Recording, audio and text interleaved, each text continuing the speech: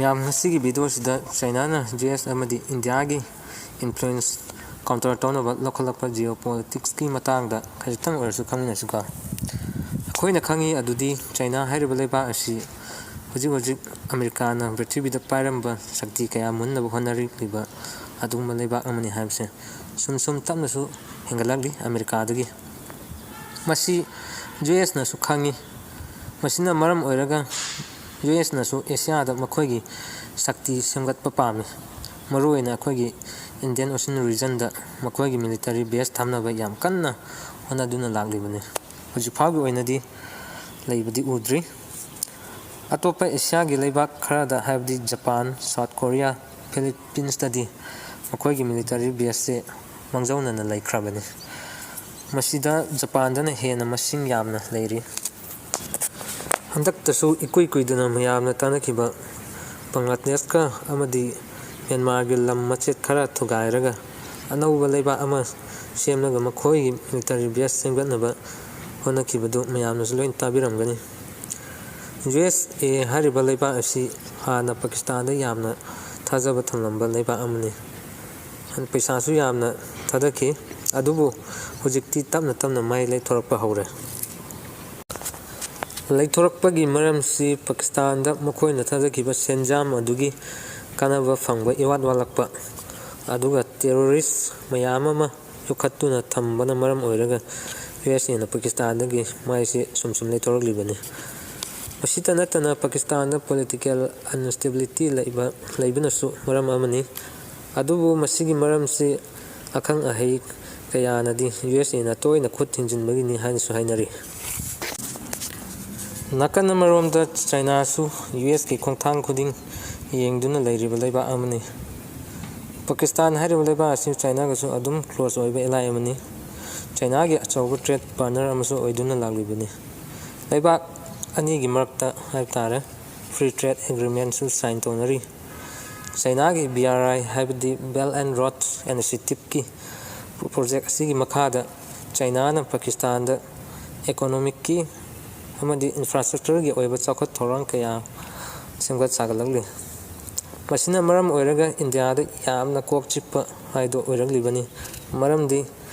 POK ꯐꯥꯎꯔꯒꯅꯤ ꯃꯈꯣꯏꯅ CPEC ꯍꯥꯏꯕꯗꯤ China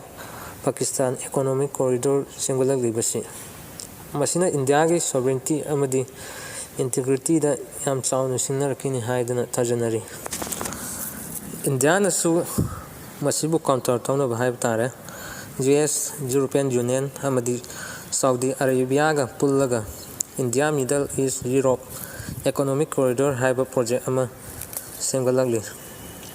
ꯑꯗꯨꯕꯨ ꯏꯟꯗꯤꯌꯥꯅ ꯆꯥꯏꯅꯤꯁꯀꯤ ꯍꯥꯏꯕꯗꯤ ꯆꯥꯏꯅꯥꯒꯤ BRI ꯄ꯭ꯔꯣꯖꯦꯛ ꯑꯁꯤ ꯃꯄꯨꯡ ꯐꯥꯅ ꯀꯥꯎꯟꯇꯔ ꯇꯧꯕ ꯉꯝꯒꯗ꯭ꯔꯥ ꯍꯥꯏꯕꯗꯤ ꯑꯆꯧꯕ ꯋꯥꯍꯪ ꯑꯃ ꯑꯣꯏꯔꯤ꯫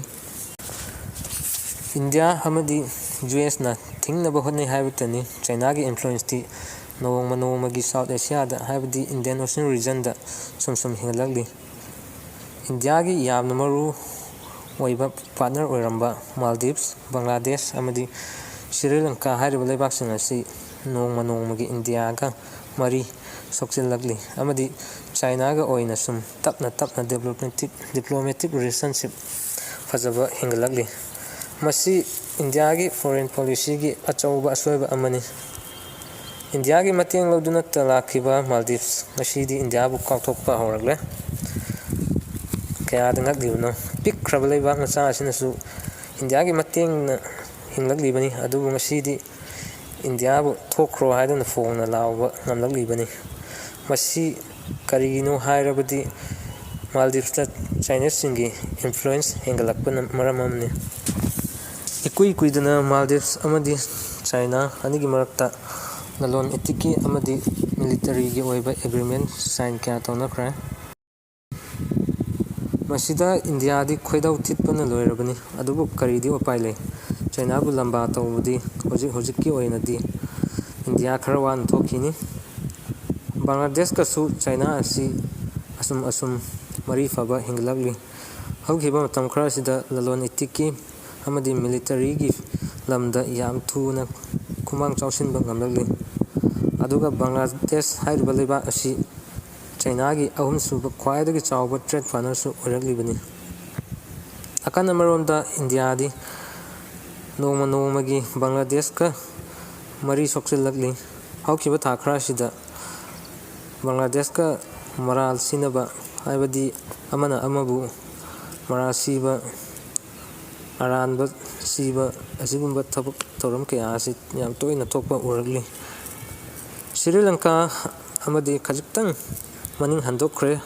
haibadi China gi policy asi death trap ni haiba khangpadagi aduga yam interesting oiba Indian Ocean region gi geopolitics ta Myanmar hairiba lebak asi yamna maru oiragli India amasung US na military junta inturaga democracy chatpa leba ama sengbatpa pamli US na rebel group kaya da military gi khusukhulai kaya pi duna amadi lanmi training pibda hakthengna na yauduna lakli makhoi gi ex military personnel sing hai tare Myanmar gi rebel group sing da lan gi combat training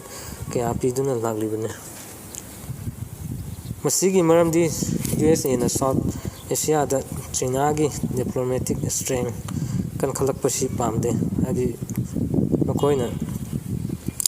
America digi hena chatpasi pamde amtasingna Americana amaromda India su Myanmar da mijeng thamli maramdi India da pamba pochak ani khak lei madudi China bu counter tawnaba paikhaliba Kaladan project amadi Northeast ki nalhaubat namthanaba paikhaliba aron bathabak sing haibtare adubu point ani asi mai paknaba honabada India asi marai ani longba haido oirakli junta gi sarkar ga su chaminaba sari aduga nakandana lona rebel group singda mateng pangduna lakli maru oina PDF People Democratic Front Arakan Army Kachin Independence Army hariba rebel group sing asida India na chawna mateng pangduna lakli adubu US amadi India na yam kanna honarabasu China gi influence ti asum Myanmar da hinglagli yamna latest oiba China Myanmar relationship ki development da Myanmar gi sarkar na China gi private firm gi security personnel sing asi Myanmar manungda operate over yahan khre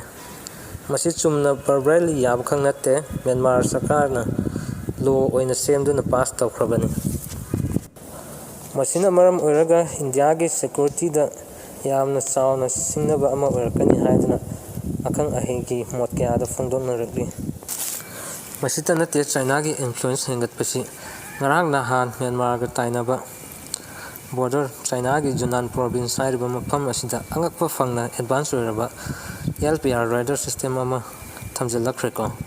Jinao sing LPR have the large phase array radar have niko masigi radar system asina kilometer lising manga gi manungda leiba mafam sing da tawba military activity or any activity khuding mak loina detect tawba amadi monitor tawba ngamgani hariko masina US amadi Indian Ocean region da tawriba thabak khuding mak China na yamna laina thuna khangba ngamnagani masida yamna maru oina soglibasi India ni maramdi India ge missile sangjeng tawfam Dr. APJ Abdul Kalam Island asi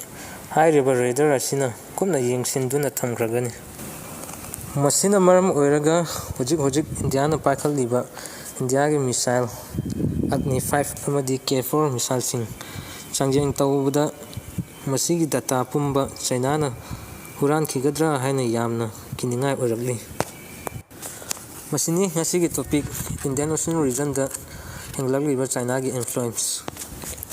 ngasigi video asi matang sida losinjarage video asina mayamda kanab khajtang pi haina khalabadi channel asibu nungsibiduna like subscribe tosibiramo mathangda anauba topic amaka loina miyamgi damak pudun lakchage ngasigi di matang sida losinjarage FM Energy